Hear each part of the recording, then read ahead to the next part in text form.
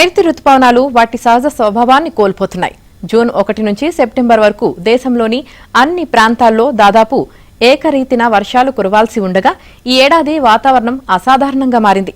ఈసారి రుతుపవనాల ప్రారంభంలో బలహీనంగా ఉన్నప్పటికీ తర్వాత పుంజుకున్నాయి. అయితే ఉత్తర భారతంలో ఏకధాటిగా వర్షాలు కురుస్తుండగా వాయువ్య భారతంలోని ఎక్కువ ప్రాంతాల్లో అలాగే దక్షిణ భారతంలో సాధారణం కంటే తక్కువగా వర్షాలు కురుస్తున్నాయి. కొన్ని ప్రాంతాలను వరదలు ముంచెత్తగా మరికొన్ని ప్రాంతాల్లో తీవ్ర కరువు నెలకొంది. గడిచిన 2 నెలల్లో దేశంలో 44.63 సెంటీమీటర్ల వర్షం కురవాల్సి ఉండగా 39.55 సెంటీమీటర్లు మాత్రమే కురిసింది. మొత్తంగా వర్షపాతం లోటు 11%.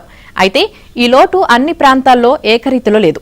దక్షిణ భారతంలో సాధారణం కంటే 18%, తూర్పు ఈశాన్య భారతంలో 27% తక్కువగా, మధ్య భారతంలో 2% ఎక్కువగా వర్షపాతం నమోదైంది.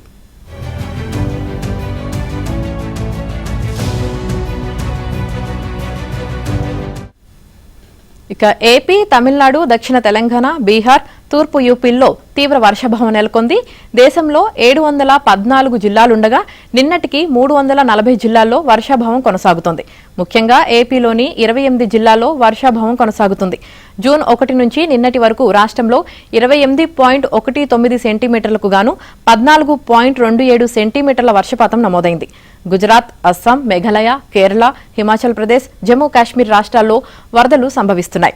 ఒడిశా, మహారాష్ట్ర, రాజస్థాన్, కర్ణాటకలోని కొన్ని ప్రాంతాల్లో పుష్కలంగా వర్షాలు కురిశాయి.